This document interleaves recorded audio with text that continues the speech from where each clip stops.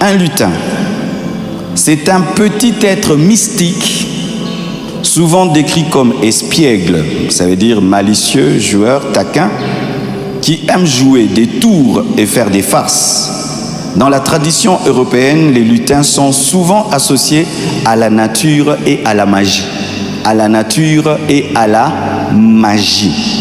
Donc, des petits démons qui aident le Père Noël à faire des cadeaux. Parce que les esprits de la nature, ce ne sont pas des anges. Ce ne sont pas des anges, c'est quoi? Ce sont des démons. Mais ça paraît des démons gentils, mais les démons gentils n'existent pas. C'est pourquoi remettez alors les vrais lutins. Pas ceux-ci, tout gentils.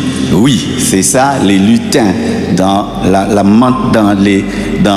les choses spirituelles, les lutins ressemblent à ça. Et il y a même un film que vous connaissez qui a été tiré d'un livre, des Anneaux. C'est quoi là? Le Seigneur des Anneaux. Il y a un lutin qui est un démon. Et ne regardez pas le film Le Seigneur des Anneaux. C'est démoniaque, satanique. Moi, Dieu m'a interdit de regarder ce film-là. Je ne le regarde pas. C'est Amen. 12 lumières sur la Noël. Alors, 12, étant donné que je n'ai pas beaucoup de temps, je vais aller droit au but. Première lumière sur la Noël. Les origines de la Noël. Que veut dire Noël? Amen. On s'est dit, Joyeux Noël, Joyeux Noël. Que veut dire Noël? Le mot Noël vient du latin natalis. Natalis qui signifie naissance. Donc c'est sorti du latin natalis qui veut dire naissance. Amen. Et dans le contexte chrétien, parce que Noël c'est pas seulement pour chrétiens, mais dans le contexte chrétien, Noël c'est la naissance de Jésus-Christ, c'est la célébration de la venue de Jésus-Christ dans le monde. Amen. Deuxièmement, deuxième lumière. Amen. Noël, natalis, naissance, ça vient du latin. Si on te pose la question, Noël, ça vient de quoi? Natalis, naissance en latin. Amen. Et pour les chrétiens, la naissance de Jésus-Christ. Deuxièmement, est-ce que Jésus-Christ est né le 25 décembre? Alors, il n'y a pas de preuve que Jésus-Christ est né le 25 décembre. Et alors, pourquoi avons-nous le 25 décembre comme date de la naissance de Jésus? Ce n'est pas une date historique, mais une date symbolique. Amen. Historique veut dire que réellement il est né le 25 décembre. Mais historiquement, Jésus n'est pas né le 25 décembre, mais symboliquement, il y a des personnes qui ont décidé que le 25 décembre soit lié à la naissance de Jésus. Pourquoi? Parce que lorsque le christianisme est venu dans le monde, il a touché aussi des rois, des empereurs. Et il y a un empereur qui a voulu christianiser les fêtes païennes et qui les a transformées en fêtes chrétiennes. Il y avait une fête qui était la fête du soleil, une fête qui était la fête de Saturne, qui a été christianisée. Donc, premièrement, c'est à cause du solstice d'hiver. Le solstice d'hiver, il y a deux sortes de solstices. Il y a le solstice d'été, c'est lorsque le soleil atteint son niveau le plus élevé par rapport à la Terre. Et il y a aussi le solstice d'hiver, c'est lorsque le soleil atteint son point le plus bas par rapport à la Terre. Et lorsqu'on parle du solstice d'hiver, il prépare des longues journées, c'est-à-dire c'est le retour du soleil. Et les Romains célébraient le retour du soleil. Lorsque le soleil revenait et que les jours étaient plus longs, pour eux c'était une grande fête. Et même jusqu'aujourd'hui en Europe, quand le soleil revient, il faut voir comment ils sont heureux. Et lorsqu'ils célébraient le retour du soleil, cela tombait entre le 21 et le 25 Alors les chrétiens ont dit, au lieu qu'on continue à adorer le retour du soleil, on va adorer Jésus le jour où on adorait le retour du soleil. Donc c'était une journée dédiée à l'adoration du soleil qui a été christianisée. Alléluia. Aussi, c'était aussi pour dire que le soleil a vaincu les ténèbres. Les Romains célébraient la victoire sur les ténèbres par le retour du soleil, le soleil vainqueur. C'était le jour où on adorait la victoire du soleil sur les ténèbres. Et comme ils disent que Jésus-Christ est aussi la lumière du monde, qui est venu dominer les ténèbres, ils ont donné la fête du soleil à Jésus. Amen. Alors, aussi, il y avait des fêtes qu'on appelait les Saturnales. Saturnales, c'est l'adoration de Saturne. Et lorsqu'on adorait les Saturnales, Saturne, on mangeait beaucoup, on échangeait des cadeaux. Pendant un temps, il y avait la joie et beaucoup de licences de péché. C'était un temps de fête pour adorer Saturne. Et on s'offrait des cadeaux, on se livrait à la débauche, on se livrait à une vie de licence. Et c'est cette fête aussi de Saturne qui a été donnée à Jésus. Amen. Alléluia. C'est pour que vous compreniez pourquoi cette fête, entre guillemets, qu'on donne à Jésus. Mais il y a beaucoup de péchés comme ça. Les gens font n'importe quoi parce que avant que ça ne devienne la fête de la naissance de Jésus, c'était la fête de Saturne, la fête du soleil. Et ces habitudes ont continué malgré qu'on a donné cette fête à Jésus. Amen. Alors, est-ce que Jésus est né en hiver? Amen. Donc, premièrement, le sens de la Noël, natalis, en naissance en latin. Aussi, la date du 25 décembre. Jésus n'est pas né le 25 décembre. Le 25 décembre, c'était le jour où on adorait le soleil et on adorait Saturne. Et lorsque les Romains sont devenus chrétiens, ils ont pris la fête qui était dédiée à leur Dieu, ils l'ont donnée à Jésus, mais tout en continuant certaines habitudes qui étaient liées à la célébration du soleil et de Saturne. Amen. Je souffre avec ça. Alors, Jésus est-il né en hiver? Non, Jésus n'est pas né en hiver. La Bible nous dit que, dans Luc 2, verset 8, il y avait dans cette même contrée des bergers qui paissaient dans les champs les veilles de la nuit pour garder les troupeaux. Et en Israël, en hiver, les bergers ne paissent pas dehors les brebis. Amen. Quand c'est l'hiver, il fait froid, on ne sort pas avec les brebis. Ce qui veut dire que Jésus-Christ n'est pas né en une période très très froide parce qu'on nous parle des bergers qui étaient dehors en train de paître leurs troupeaux. Jésus n'est pas né en hiver. Amen. Aussi, lorsque on étudie le recensement chez les Romains ne faisaient pas le recensement pendant une période hivernale parce qu'il fallait se déplacer et en hiver on se déplace difficilement, mais vous allez voir que Jésus-Christ, il fallait que Marie puisse aller au recensement, donc le déplacement était facile et le Romain était très intelligent, il ne pouvait pas fixer le recensement en une période hivernale. Donc sur base de voir des bergers dehors avec des animaux et voir le recensement au temps de la naissance de Jésus-Christ, nous pouvons dire que Jésus n'est pas né en hiver parce que l'hiver n'est pas pratique pour le recensement, l'hiver n'est pas pratique pour prendre soin des brebis au dehors. Amen.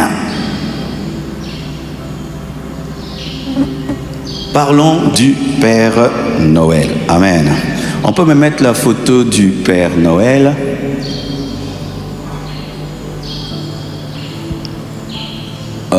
Presse, vous êtes prêts? Ok, pendant que je serai en train de parler, quand vous allez trouver la photo du Père Noël que je vous ai donnée, vous allez la mettre.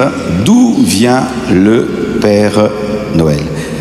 Et ce qui est terrible, Tabiri est revenu de l'école et tout d'un coup il me dit oh, la photo du Père Noël, ma photo du Père Noël. J'ai dit oh, ici il n'y a pas de photo du Père Noël.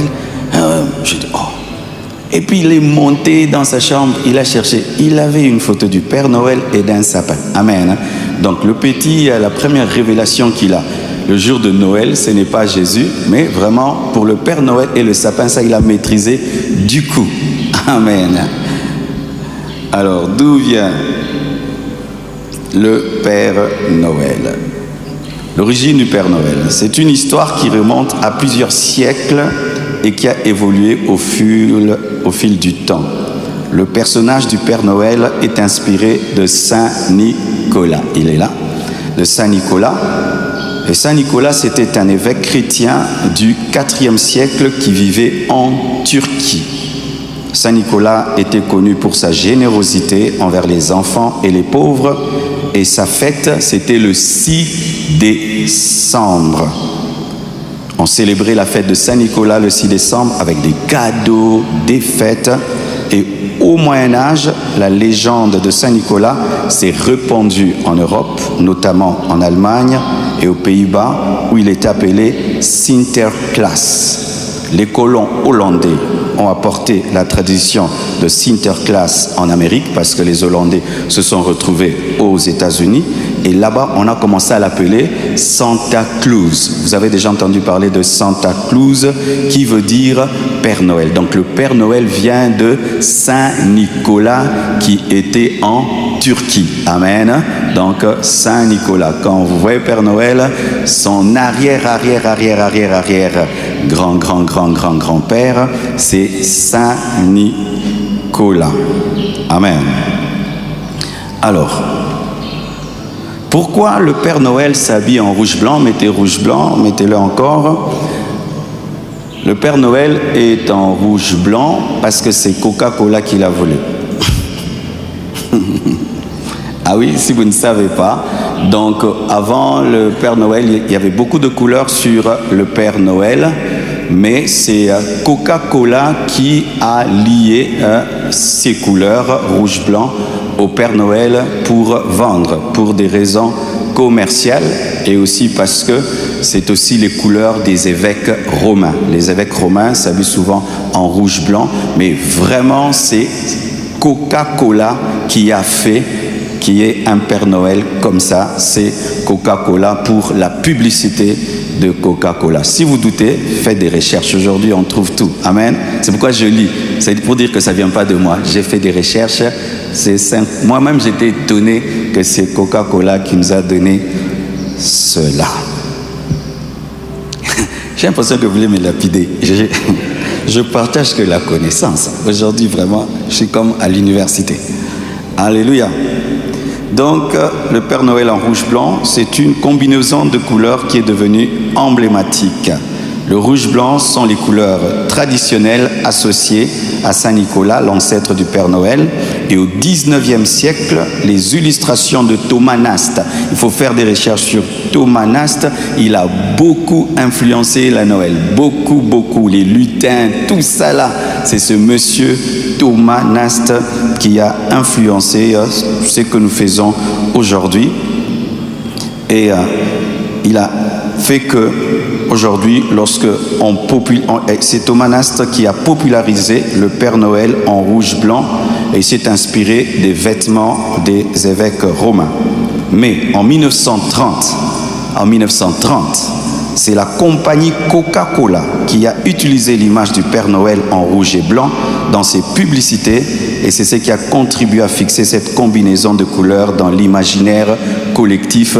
Donc c'est en 1930 vraiment que le Père Noël en rouge et blanc est devenu célèbre, de sorte que si aujourd'hui tu présentes un Père Noël en noir, bleu, les gens n'y croient pas, c'est Coca-Cola. J'allais dire acclamer Coca-Cola, mais non. Amen. Pourquoi aujourd'hui je vous enseigne ainsi? Parce que vous devez connaître l'origine des choses que vous croyez, que vous mettez dans vos maisons et que vous poussez vos enfants à faire, savoir dans quoi tu es. Tu peux croire que tu es dans une chose très spirituelle alors que tu es dans Coca-Cola. Parlons du sapin de Noël. Là, c'est terrible. C'est beau ce sapin. Wow, tu en as un pareil à la maison? Qui en a un comme ça? Alors, la tradition de décorer les arbres vient de l'Europe du Nord, notamment d'Allemagne et de Scandinavie. Les anciens Germains et Celtes considéraient les arbres comme des symboles de vie et de fertilité. Ils décoraient des arbres avec des fruits, des fleurs et des objets précieux pour célébrer le solstice d'hiver. Je vous ai déjà parlé du solstice d'hiver lié à la Noël déjà, du 25 décembre. Les Romains décoraient des arbres avec des fruits et des fleurs pour célébrer la fête de Saturne. Vous voyez encore, ça revient toujours à leur croyance. Les chrétiens ont repris cette tradition pour célébrer Noël en ajoutant des symboles chrétiens comme la croix et les étoiles. Alléluia. Vous devez savoir ceci, que c'est une tradition qui adorait les arbres qui restaient verts lorsque tous les autres étaient secs. C'est-à-dire lorsque tous les arbres sèchent et qu'un arbre est vert, on disait que cet arbre est un symbole de fertilité et même on adorait cet arbre. C'est une adoration au Dieu de la fertilité qui a été récupéré maintenant dans l'église pour célébrer Jésus, alors que lorsque même on parle de la Noël, il n'y a pas de sapin. Amen. Hein? Il n'y a pas un arbre. On peut parler de crèche, mais où est la place d'un sapin alors qu'il y a une crèche? Où est la place d'un sapin? Amen. Hein? Alors il y a un sapin parce que c'est lié à Saturne, c'est lié aussi au solstice d'hiver. Amen. C'est une coutume païenne qui adore la fertilité au travers d'un arbre. Lorsqu'on adorait un arbre, on mettait sur cet arbre des décorations afin d'adorer l'arbre. Et jusqu'aujourd'hui, il y a des gens qui adorent des arbres. Amen. Donc sache que lorsque tu mets un sapin dans ta maison, tu perpétues cette adoration d'un arbre, signe de fertilité. Après ça, je prends l'avion, je voyage. Alors, parlons des lutins, les lutins du Père Noël. Et on peut me mettre les lutins du Père Noël, s'il vous plaît? Pas ceux-là, d'autres. Oui. Et d'autres? Et les gentils? Non, il y a d'autres, les tout petits enfants là. Ouais, ça paraît waouh, non? C'est doudou, n'est-ce pas? Alors, vous savez qu'on ne présente pas seulement le Père Noël seul, il a des assistants. Amen. Il y a même des dessins animés sur l'assistant du Père Noël. Qui connaît le dessin animé? L'assistant du Père Noël. Nos enfants, l'assistant du Père Noël. Et les assistants du Père Noël, ce sont des lutins. C'est quoi un lutin? C'est quoi un lutin? Un lutin, c'est un petit être mystique, souvent décrit comme espiègle, ça veut dire malicieux, joueur, taquin, qui aime jouer des tours et faire des farces. Dans la tradition européenne, les lutins sont souvent associés à la nature et à la magie. À la nature et à la magie. Les lutins sont issus de la mythologie scandinave où ils étaient considérés comme des esprits de la nature, souvent associés à la chance et à la prospérité. Associés à la chance et à la prospérité des esprits de la nature. En français, le mot lutin vient du latin lutinus qui signifie esprit. Quand tu dis lutin, c'est esprit. Esprit, c'est ça. Quand tu dis lutin, c'est esprit. C'est-à-dire des esprits qui aident le Père Noël à donner des cadeaux. Donc, des petits démons qui aident le Père Noël à faire des cadeaux. Parce que les esprits de la nature, ce ne sont pas des anges, ce ne sont pas des anges, c'est quoi? Ce sont des démons. Mais ça paraît des démons gentils, mais les démons gentils n'existent pas. C'est pourquoi remettez alors les vrais lutins. Pas ceux-ci, tout gentils. Oui, c'est ça, les lutins. Dans les choses spirituelles, les lutins ressemblent à ça. Et il y a même un film que vous connaissez qui a été tiré d'un livre, des anneaux, c'est quoi là? Le Seigneur des Anneaux, il y a un lutin qui est un démon. Et ne regardez pas le film Le Seigneur des Anneaux, c'est démoniaque, satanique. Moi, Dieu m'a interdit de regarder ce film-là, je ne le regarde pas. Amen. Donc, en français, le mot lutin vient du latin lutinus, qui signifie esprit. Les lutins sont souvent représentés comme des petits hommes avec des chapeaux pointus et des vêtements colorés. Les lutins peuvent être, écoutez ce qu'on dit, les lutins peuvent être coquins, ils aiment jouer des tours aux humains, mais ils peuvent aussi être gentils et aider ceux qui sont gentils avec eux. Donc, si tu es méchant avec eux, ils sont méchants avec toi. Ce sont des petits démons.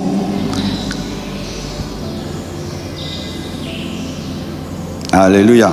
Et toujours, l'image moderne des lutins du Père Noël, avec leurs chapeaux pointus et leurs vêtements verts, a été influencée par les illustrations de Thomas Nast, toujours, et les publicités de Coca-Cola dans les années 1930. Coca-Cola. Parlons du traîneau du Père Noël. On peut me mettre le traîneau du Père Noël? Traîneau, la voiture du Père Noël. Ok, c'est en train d'arriver. Alors, le traîneau du Père Noël. L'origine du traîneau du Père Noël remonte à la mythologie scandinave, où les dieux et les esprits étaient souvent représentés voyageant dans des traîneaux tirés par des animaux. Je répète, l'origine du traîneau du Père Noël remonte à la mythologie scandinave où les dieux, en minuscule, et les esprits étaient souvent représentés voyageant dans des traîneaux tirés par des animaux, des esprits, des dieux. Les traîneaux du Père Noël est inspiré du traîneau de Sinterklaas, le prédécesseur du Père Noël, qui était tiré par un cheval blanc. Au XIXe siècle, les illustrations de Thomas Nast, toujours, ont popularisé l'image du Père Noël voyageant dans un traîneau tiré par des rennes et des cloches. Alléluia. Et aujourd'hui, le traîneau du Père Noël est souvent représenté comme un véhicule magique capable de voler et de transporter des cadeaux pour tous les enfants du monde. Un véhicule magique capable de s'envoler et de donner des cadeaux au monde entier. C'est-à-dire un véhicule sorcellérique, démoniaque, capable de donner des cadeaux aux enfants du monde entier, donc capable de donner la sorcellerie aux enfants du monde entier, non? Si on est intelligent, amen, hein? Si le véhicule qui donne les cadeaux est magique et sorcellérique, ce qui vient d'un véhicule magique et sorcellérique, c'est quoi? C'est la sorcellerie. Vous voyez comment la sorcellerie est devenue bon chic, bon genre, hein? Une belle sorcellerie, trop cool, trop tendance. En soi, le Satan de la fin des temps ne sera pas un Satan vilain. Il sera trop classe. Vous voyez, montrez encore ça. C'est trop beau, n'est-ce pas? Alléluia. Si on montrait un balai, on allait dire la sorcellerie s'envole avec un balai. Mais ça, vraiment, waouh! Et tu vois, un enfant peut rêver la nuit, il est en train de voler avec le Père Noël dans son traîneau, il dit waouh! Alors que c'est magique. Alléluia. Les lutins du Père Noël, le traîneau du Père Noël, la bûche de Noël. Qui a déjà mangé une bûche de Noël? Gâteau de Noël, qui connaît? Levez la main, non? Surtout les gens branchés, c'est sont eux. Amen. D'où vient la bûche de Noël? Mettez-moi la bûche de Noël, qui est aujourd'hui un gâteau, mais un gâteau qui ressemble à un bois, à du bois, à une branche. La bûche de Noël, ça vient d'où? La bûche de Noël est une tradition ancienne dont les racines remontent bien avant le christianisme, principalement en Europe, et qui a évolué au fil des siècles pour devenir le dessert que nous connaissons aujourd'hui. Ça, c'est un dessert. Voici. Dans les sociétés européennes anciennes, notamment celtiques, et sachez que les Celtes, c'était des gens qui croyaient aux démons sérieusement, on brûlait une grande bûche de bois lors des longues nuits d'hiver, en particulier autour du solstice d'hiver encore. Amen, hein? Encore autour du solstice d'hiver. Cette bûche symbolisait quoi? Le retour progressif de la lumière, la protection du foyer, la fécondité, la prospérité pour l'année à venir. Le bois là symbolisait la fécondité, la prospérité, la protection. Lorsque tu crois qu'un bois te protège, c'est un fétiche. Vrai ou faux? Alléluia. Lorsque tu crois qu'un bois amène la fécondité, amène la lumière, amène la prospérité, ce bois est un fétiche. Amen. Ce bois est une idole. Amen. N'est-ce pas? Ce bois est une idole, ce bois est un fétiche. Et écoutez, les cendres de la bûche étaient parfois conservées, les cendres de ce bois, parce qu'on le brûlait. Le cendre de la bûche était parfois conservé car on leur attribuait une valeur protectrice ou porte-bonheur. Lorsque la bûche, là, symbole de fécondité, de protection, était brûlée, parce qu'on devait brûler, la cendre était conservée comme chance, prospérité, porte-bonheur. Mais aujourd'hui, c'est devenu un gâteau. Alléluia.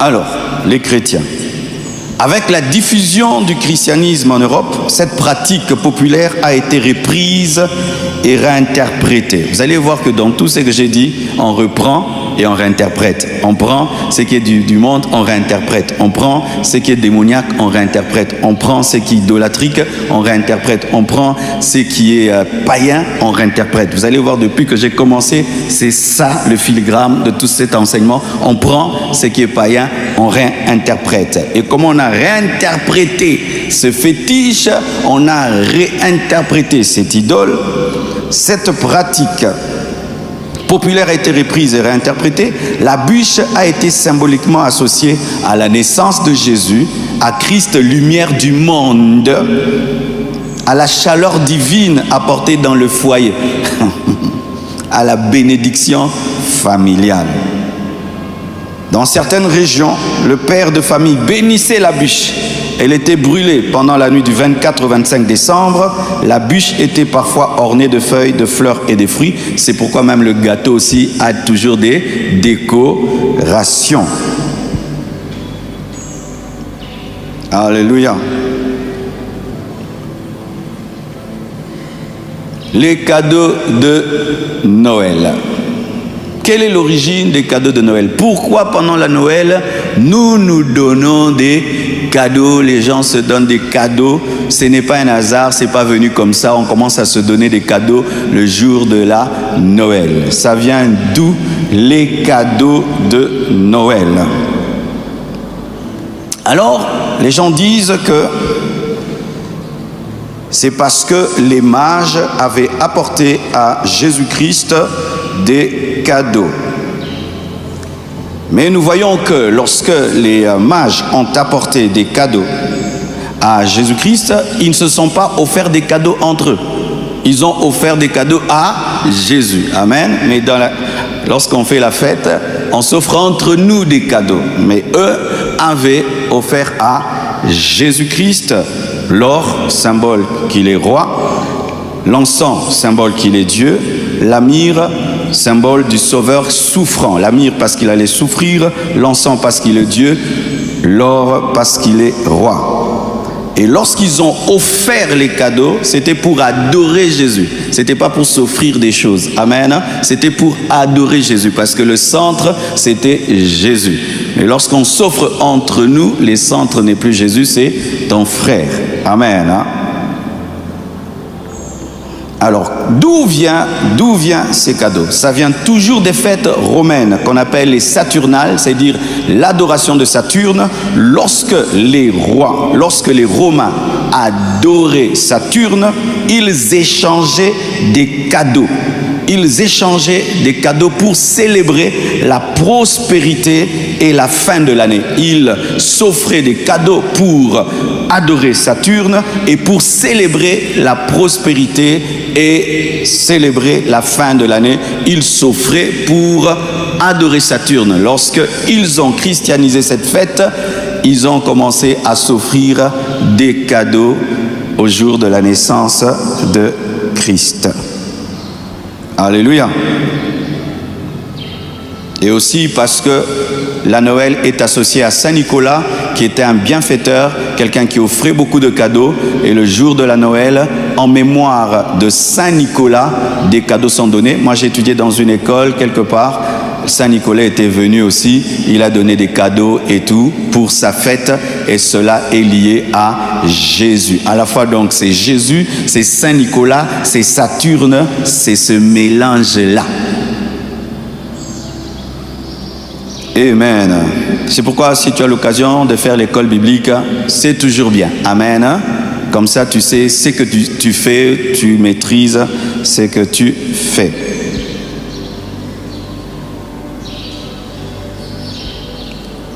Comme nous sommes dans un culte des familles, 10e vérité, la Noël est devenue le jour du mensonge des parents. Comment? Tu achètes à ton enfant une petite moto? Non, tu dis d'abord à ton enfant, demande quelque chose au Père Noël. Et puis dis, Père Noël, j'aimerais que le 25 décembre, tu m'offres des babouches. Et toi, tu vas à City Market, tu achètes les babouches pendant que l'enfant dort. Toi, tu te réveilles comme un sorcier et tu vas mettre les babouches sous le sapin. Et puis tu réveilles l'enfant, viens, le Père Noël t'a apporté. L'enfant ouvre, il dit merci Père Noël, mais toi-même tu sais que c'est toi le Père Noël congolais. Et vous faites ça année après année et vous inculquez à vos enfants qu'il y a un gros vieillard habillé en rouge blanc qui écoute les prières et qui fait des miracles. Vous mettez ça dans vos enfants, qu'il y a un homme qui se promène avec un traîneau, qui est assisté par des lutins qui sont des démons, qui ont préparé son cadeau pour lui et qui sont descendus par la cheminée. Et vous n'avez même pas de cheminée. Et qui a mis ça chez vous et les parents mentent. Et tu vas voir vraiment l'enfant dire merci Père Noël, mais toi-même tu sais que moi naïzangaï.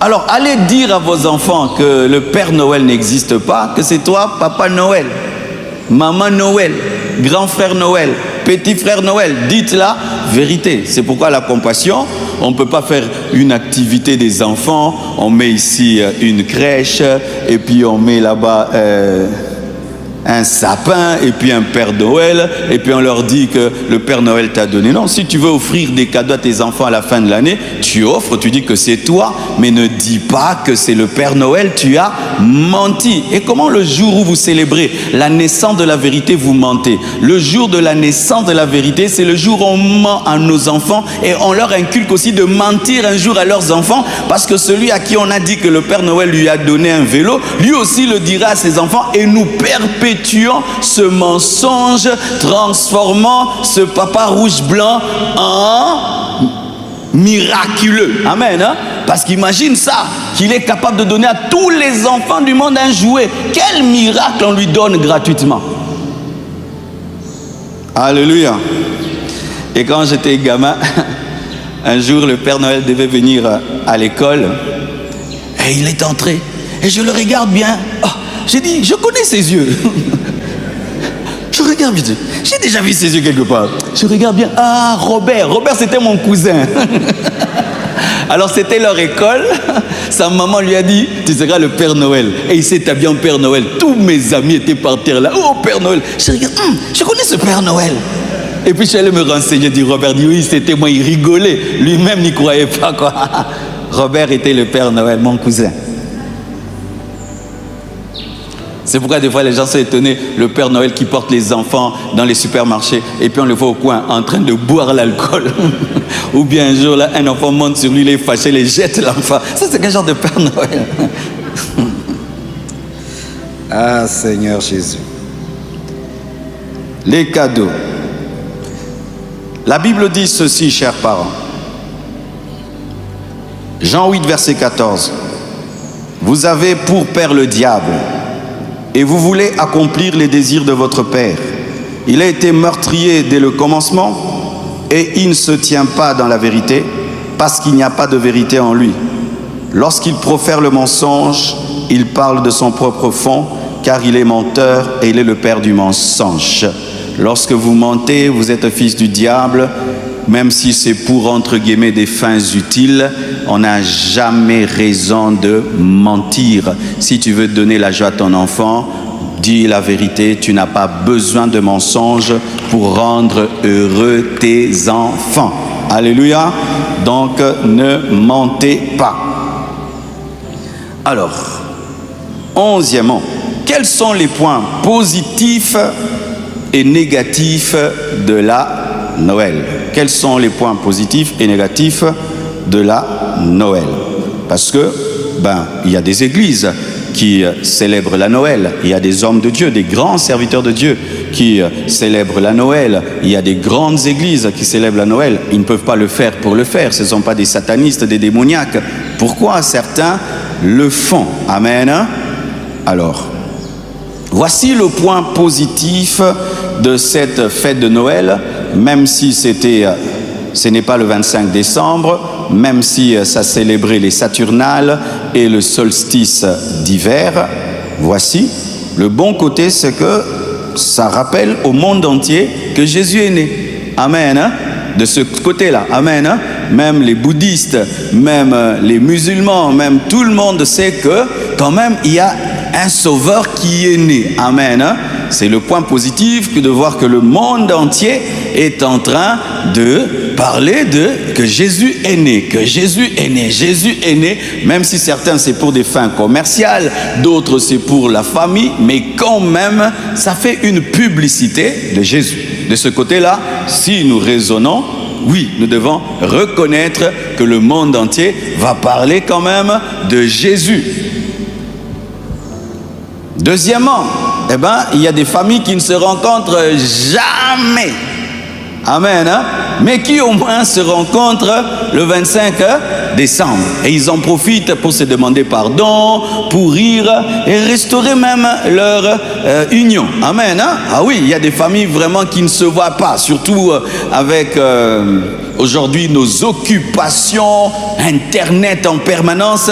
C'est un jour où les gens décrochent le téléphone, mettent de côté et se voient en famille. Même si ce n'est pas une fête de famille, les familles en profitent. Il y a break au travail pour que papa reste à la maison avec les enfants. C'est pas mauvais. Amen. Hein? C'est pas mauvais. Troisièmement, la générosité. La générosité. Certaines personnes, toute l'année, ne partagent pas, mais quand même, le 25 décembre, libo refungama quand même. Hein? La main s'ouvre quand même le 25 décembre et vous allez voir que beaucoup de pauvres sont abandonnés toute l'année, mais le 25 décembre les gens vont dans les orphelinats, les gens vont dans les homes de vieillards et font du bien. Alléluia. Et font du bien, ils font du bien quand même, les gens font du bien. Et quand quelqu'un fait du bien, c'est du bien. Ah oui, amen. Parce que c'est pas que quand tu es contre une doctrine que tu dois dire que tout est mal. Non. Quand même, les gens quand même offrent des cadeaux, les gens se voient en famille, le monde entier parle de Jésus. Et d'autres en profitent pour évangéliser, prêcher l'évangile, amener les âmes à Christ, les gens se convertissent, naissent de nouveau, gloire à Dieu. Alléluia. Ah oui, gloire à Dieu. Si même là où vraiment on l'adore, vraiment on met des crèches et tout, ce jour-là le prêtre prend le micro, il prêche Jésus et les gens naissent de nouveau. Oh, gloire à Dieu. Gloire à Dieu. Maintenant, c'est vous qui voulez me lapider aussi. Les gens n'aiment pas l'équilibre. Hein? Alors, je parlais des points négatifs et des points positifs. Quels sont maintenant les points négatifs de cette fête de Noël? Eh bien, frères et sœurs, le point négatif, c'est la surconsommation. Les gens achètent des choses dont ils n'ont pas besoin.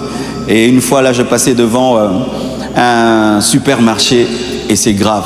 Plein de gens dans le supermarché. Tous les enfants sont sortis. Tout le monde est dehors. Et des fois, moi, j'aime me promener le 25 décembre seulement pour voir les Congolais, comment ils se comportent. Tout le monde sort. Vous allez où? On sort seulement. Noël. Ils seront pleins à la gare centrale. Je prophétise déjà. En train de faire quoi? Rien. Rien. Rien. Ils vont aller regarder la tour là, la grande roue qui tourne. Mais Jésus est né, hein? Mais ils vont regarder la grande roue. Moi, je ne comprends pas. Jésus est né, ils sont pleins dans les supermarchés. Non, il faut aller à l'église, non? Vous comprenez ça? Jésus est né, mais les supermarchés sont pleins. Même les athées, ce jour-là, ils vendent trop au nom de Jésus. Même l'homme qui combattait Jésus toute l'année, ce jour-là, ah, Jésus.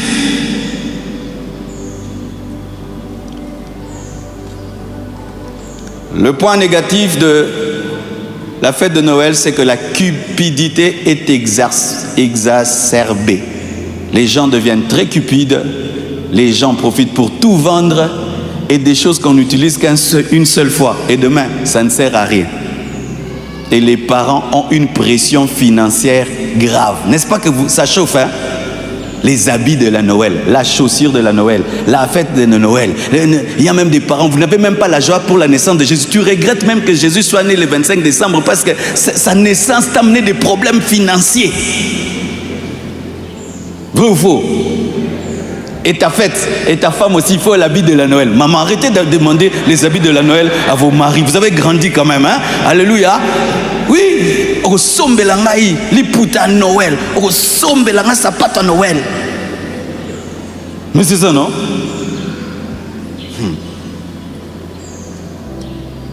Mèche de Noël,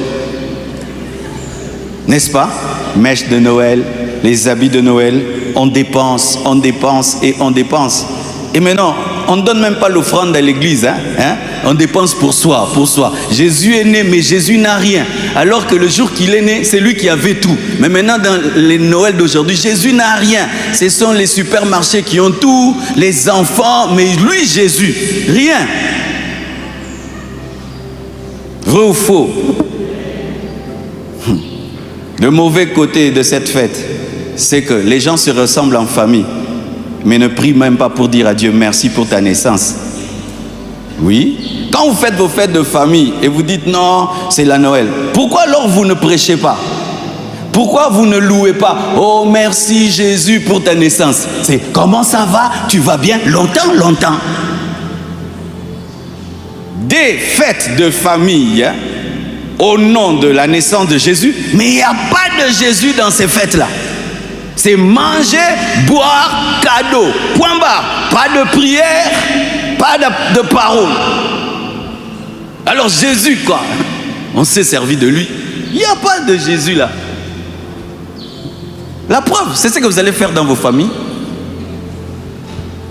L'année passée, vous avez dit, Père, nous te rendons grâce parce que Jésus est né. Non? Vous avez même lu la Bible pour dire Jésus est né ce jour-là. C'est une occasion seulement pour rester à la maison et avoir un congé. Vrai ou faux?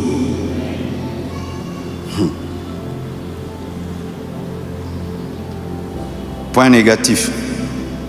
Surconsommation. Déplacement du centre. Christ n'est plus au centre, mais c'est le Père Noël qui devient la star de la fête.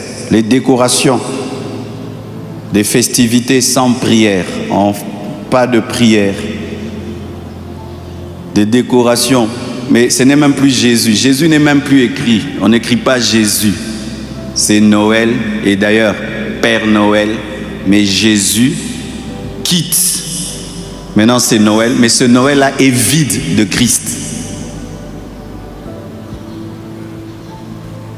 C'est comme si c'est ta fête d'anniversaire, mais le gâteau est la star, pas toi. C'est ta fête d'anniversaire, mais le gâteau, c'est la star. Toi ne viens pas, mais qu'on mange les gâteaux. Et le jour de ton anniversaire, on ne parle même pas de ton nom, mais on décore tout. Mais toi, on n'a pas besoin de toi. C'est devenu ça. Ou même des gens qui ne te connaissent pas et qui ne t'aiment pas célèbrent ton anniversaire pour se faire de l'argent. Mais toi, ils n'ont pas besoin de toi. C'est ça le mauvais côté. Et aussi pour finir, les excès, les dérives morales. Quand j'étais païen, c'était à la Noël que nous on profitait pour sortir avec les filles qui ne sortent jamais. Parce que ces jours-là, les papas, les parents sont très compréhensifs. Sortez! Beaucoup de vos filles perdent la virginité à la Noël. Ce sont des cadeaux vraiment de Noël. Chers parents, ouvrez les yeux. Oui, chers parents. Tu vois le petit garçon là du quartier? Il cannelle ta fille le 25 décembre. Ce sera son cadeau. Oh oui, ne rêvez pas, nous sommes sur la terre. C'est le jour où les parents baissent la garde, sont tolérants, compréhensifs. Et je ne peux pas vous témoigner. Mon dernier Noël avant de me convertir, c'est que j'ai fait, mes frères. Vraiment une abomination. Mais le jour de la Noël, hein, en pleine fête familiale. Parce que les parents sont tellement en train de boire, de rigoler. Ils ne savent pas ce que les pichous font. Mais oui, l'impudicité atteint son pic à la fin de l'année. L'ivrognerie, les excès de table, on mange même si tu es rassasié, tu continues à manger. Le péché. Et pire encore, vous célébrez la fête de Noël avec la musique mondaine. Alléluia. Vous aimez la Noël, mais vous célébrez la naissance de Jésus avec les Ngwasuma.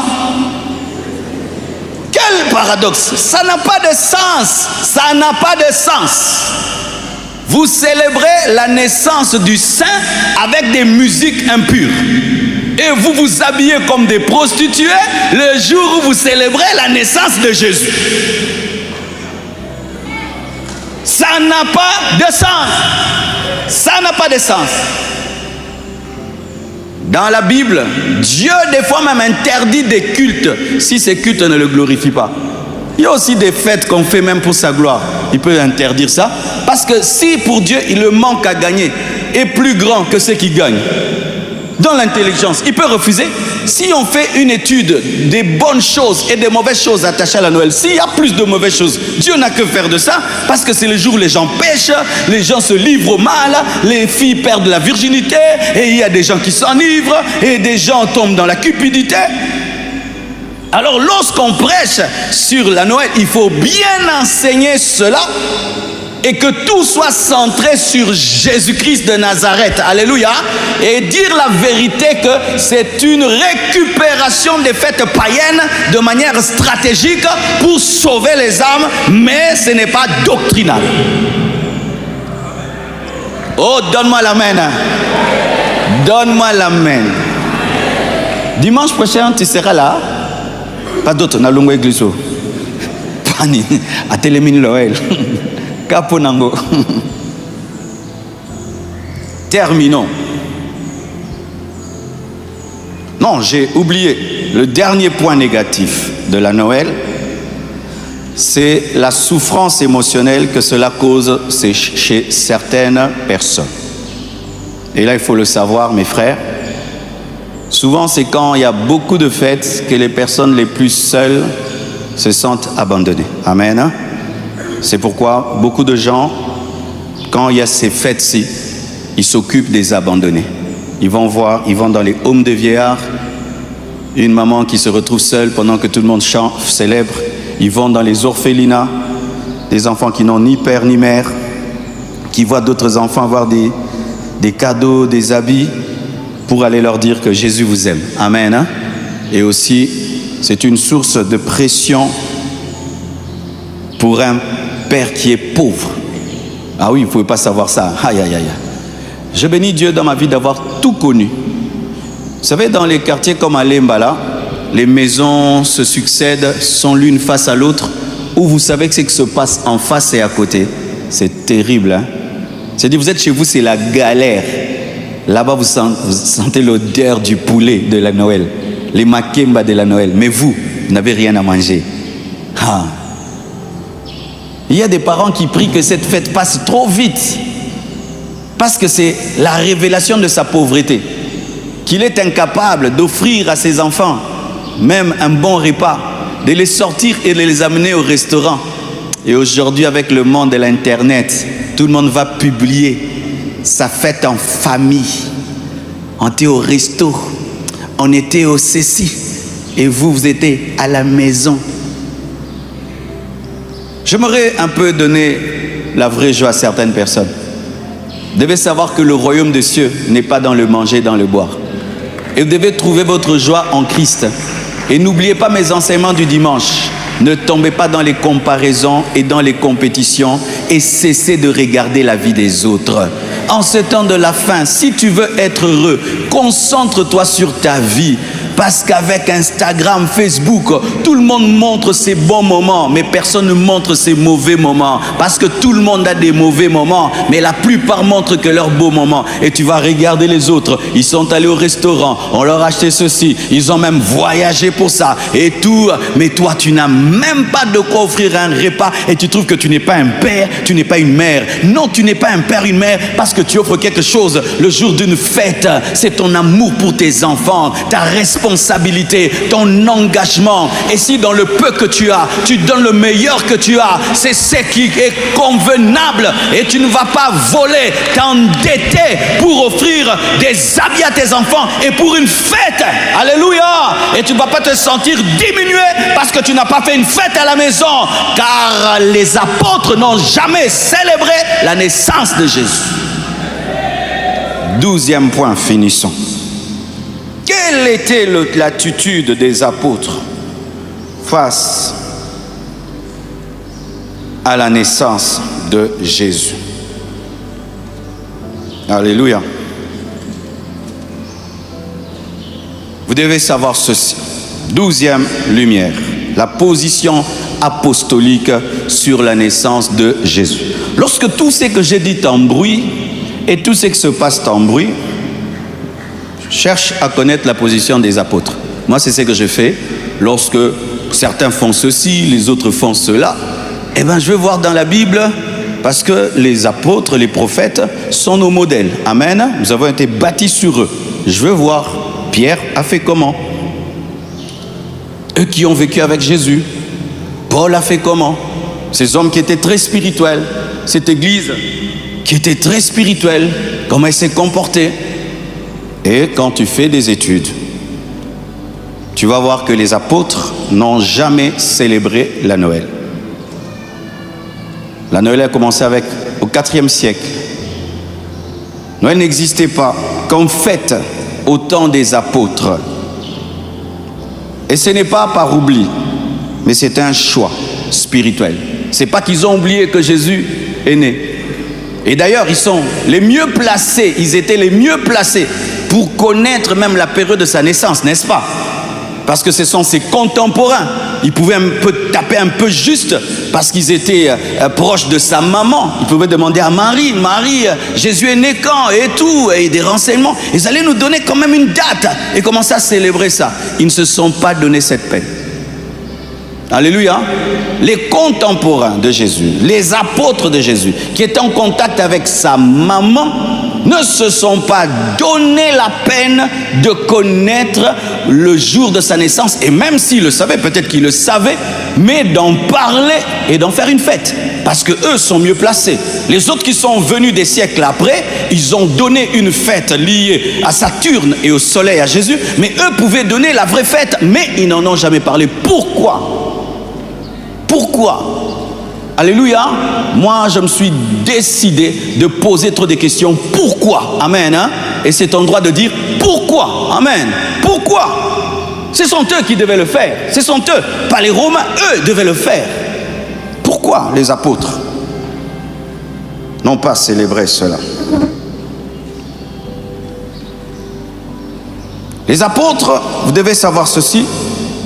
À eux, Jésus-Christ a dit dans Matthieu 28, verset 20, « Enseignez-leur à observer tout ce que je vous ai prescrit. » C'est-à-dire qu'ils n'enseignaient que ce que Jésus a prescrit. Et Jésus a prescrit quoi? Il a dit, faites ceci en mémoire de moi. Et de quoi il parlait? De sa mort et de sa résurrection. Alléluia. Les apôtres célébraient la mort et la résurrection. Mais c'est vrai, on ne peut pas parler de mort et de résurrection sans parler de naissance. Car il faut naître pour mourir et il faut mourir pour ressusciter. Mais la naissance ne nous sauve pas, c'est la mort et la résurrection de Jésus qui nous sauve. Si Jésus était né sans mourir et ressuscité, nous ne serons pas sauvés. C'est la mort de Jésus qui nous sauve, c'est la résurrection de Jésus qui nous sauve. C'est pourquoi les apôtres prêchaient la mort de Jésus, prêchaient la résurrection de Jésus, prêchaient le retour de Jésus-Christ, mais ils savaient que pour mourir, il était né, car la Bible dit la parole s'est faite chair. Et c'est Jean qui a dit que la parole s'est faite chair, mais cette parole qui s'est faite chair devait mourir, devait ressusciter pour nous donner le salut. C'est pourquoi les apôtres se sont concentrés sur ce qui est principal. Et moi, comme je me concentre sur ce qui est principal, si quelqu'un célèbre la Noël et dit c'est pour Jésus, gloire à Dieu. Mais moi, dans mes convictions profondes, je suis les apôtres. Et dans mes convictions profondes, je prêche ce que les apôtres ont prêché. Mais si quelqu'un s'en sert pour évangéliser et tout, gloire à Dieu. Vous comprenez cet équilibre-là? C'est pas que vous êtes démoniaque satanique. S'ils adorent des idoles, c'est démoniaque. Mais si ce jour-là, ils prêchent Jésus et vous présentent la mort de Jésus et sa résurrection pour que les gens croient, gloire à Dieu. Mais moi, je fais comme Paul, comme Pierre, comme Jean. Mais si d'autres ont trouvé d'autres stratégies pour ça, eh bien chacun ses convictions, nous nous retrouverons au ciel. Amen. Que Dieu vous bénisse abondamment. Acclame le Seigneur.